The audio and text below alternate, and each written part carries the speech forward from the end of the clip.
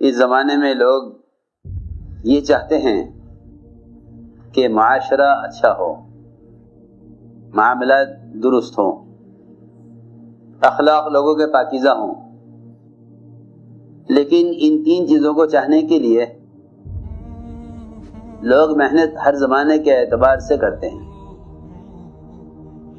جب محنتیں زمانے کے اعتبار سے ہوں گی تو اس کا مطلب یہ ہوا کہ پھر دعوت اور اصلاح کے اصول اور ضابطے وہ زمانے کے اعتبار سے مرتب کیے جائیں کہ بھئی عوام کیا چاہتے ہیں۔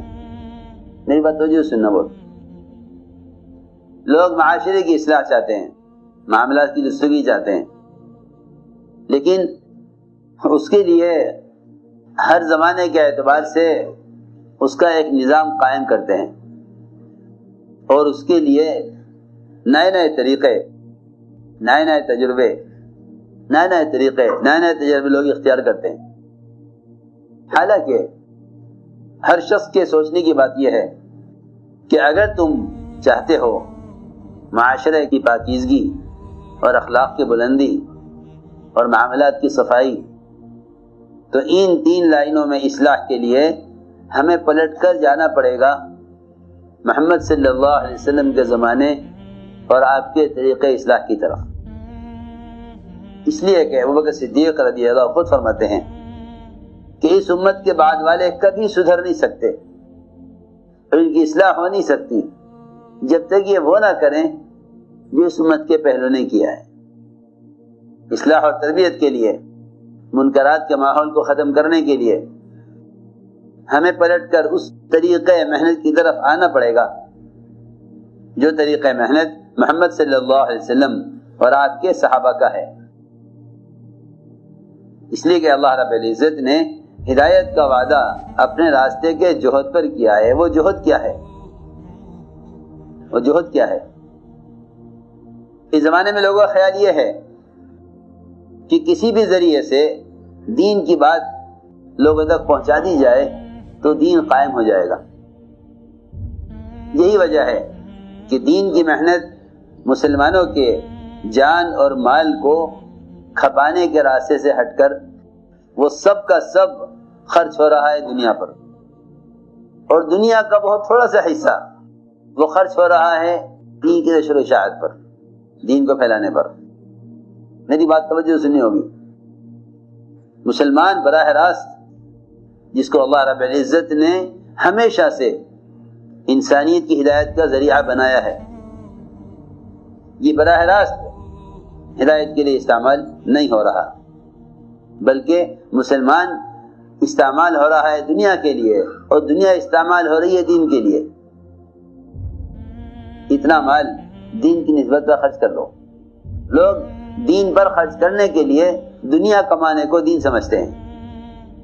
میری بات توجہ سننا، لوگ دین پر خرچ کرنے کے لیے دنیا کمانے کو دین سمجھتے ہیں، حالانکہ حضرت فرماتے تھے کہ کبھی بھی امت میں دین ملک و مال کے راستے سے نہیں آئے گا، ملک و مال کے راستے سے نہیں آئے گا۔ اگر ہم یہ چاہیں کہ معاشرے کی اصلاح کے لیے پولیس والے ہمارا ساتھ دے دیں یا اس کے لیے اتنا مال ہمیں مل جائے تو معاشرے کی اصلاح ہو جائے گی۔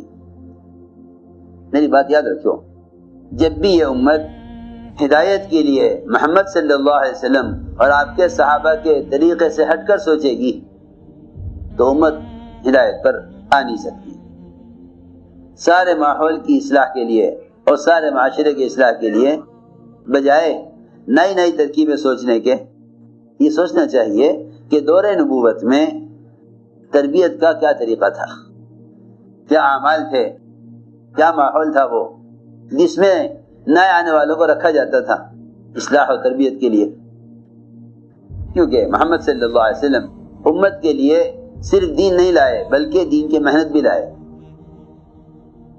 ایک طریقہ جہد ہے، اس طریقہ محنت کا پابند ہونا یہی امت کی اصلاح اور امت کی تربیت کا اصل ذریعہ ہے۔ کہ حضور اکرم صلی اللہ علیہ وسلم نے امت کی ہدایت اور تربیت کے لیے اس امت کو اصل میں مسجد والا بنایا تھا۔ مسجد تھی اللہ سے ہدایت لینے اور تربیت حاصل کرنے کی جگہ، کیونکہ دعوت دے کر عمل کے ماحول میں لانا یہ ہے دلوں کی اصلاح کا اور ہدایت کا حاصل کرنے کا راستہ۔ دعوت دے کر عمل کے ماحول میں لانا یہ چیز دور صحابہ میں اتنی عام تھی کہ جہاں بھی جا کر دعوت دیتے تھے انہیں دعوت دے کر اپنے ماحول میں لے کر آتے تھے۔ حضور اکرم صلی اللہ علیہ وسلم کا طریقہ تربیت یہی تھا کہ آپ صلی اللہ علیہ وسلم نے تربیت اور اصلاح کے لیے امت کو مسیح سے جوڑا تھا، کہ آپ صلی اللہ علیہ وسلم نے تربیت اور اصلاح کے لیے امت کو مسیح سے جوڑا تھا۔